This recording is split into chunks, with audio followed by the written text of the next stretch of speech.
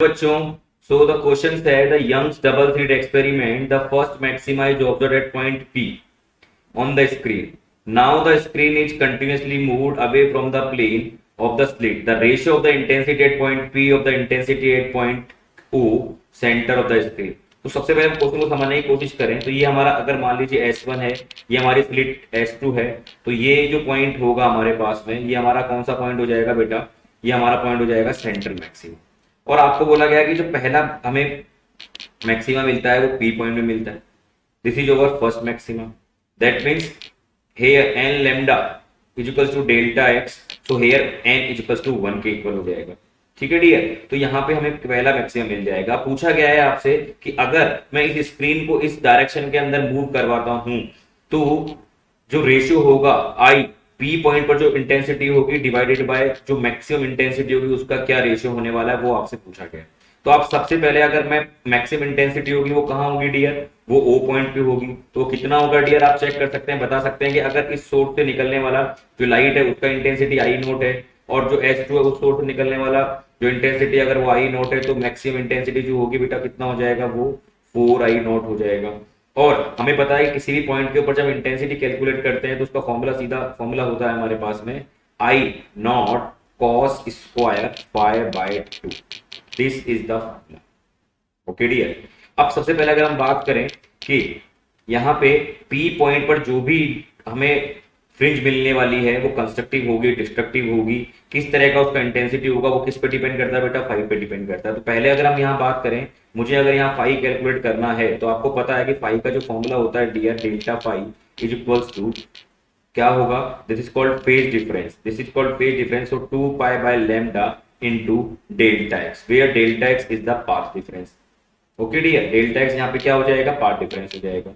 अब मुझे अगर यहाँ पे फेज डिफरेंस कैलकुलेट करना है तो सबसे पहले मुझे पाथ डिफरेंस कैलकुलेट करना होगा। उसके लिए मुझे एक चीज और जानने की जरूरत पड़ेगी। यहाँ पे बेटा क्या पता लगना है कि अगर जैसे ही ये सोर्स जैसे ही मूव करेगा तो जो O से P तक का डिस्टेंस है दैट मींस जो पाथ डिफरेंस होगा उसका फॉर्मूला क्या होता है?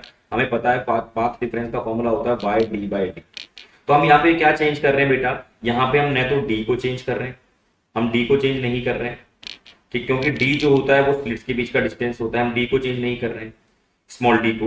हम y मतलब P और O के बीच का डिस्टेंस भी हम चेंज नहीं कर रहे हैं, ठीक है। तो सिर्फ हम क्या चेंज कर रहे हैं? डी को चेंज कर रहे हैं।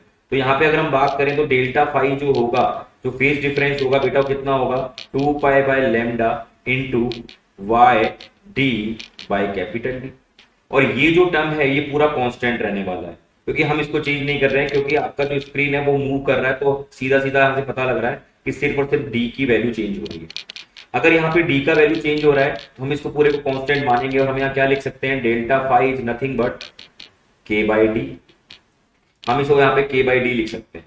तो अगर इसी वैल्यू को अगर मैं यहाँ पुट करूं क्योंकि मुझे पी पॉइंट पर इंटेंसिटी का पता करना है तो क्या होगा डियर? देखिए, जब मैं पी पॉइंट पर इंटेंसिटी का पता करना चाहता हूं तो I P is nothing but I not cos square phi, that means phi का वैल्यू यहाँ पे के divided by T and two पहले से ही मौजूद है तो के बाय टू डी हो जाएगा। अब यहाँ देखिए कि I P is equals to I not cos square के बाय टू डी। अब जैसे जैसे आप डी का वैल्यू बढ़ाते जाएंगे, जैसे जैसे आप डी का वैल्यू बढ़ाते जाएंगे, जैसे दूर जाते जाएंगे वैसे वैसे पहले तो कॉस की जो वैल्यू है वो टोटल कॉस स्क्वायर थीटा जो है टोटल कंप्लीटली के बाय टू डी का वैल्यू, यहाँ पे अगर हम बात करें डी का वैल्यू इंक्रीज करने पर के बाय टू डी जो है इसका वैल्यू क्या होगा बेटा? डिक्रीज होगा। और इसका वैल्यू डिक्रीज होने पर कॉस स्क्वायर की वैल्यू पहले डिक्रीज होगी, देन एक पर्टिकुलर वैल्यू के बाद में इसकी वैल्यू क्या होने लग जाएगी? इंक्रीज होने लग जाएगी। क्यों होगी?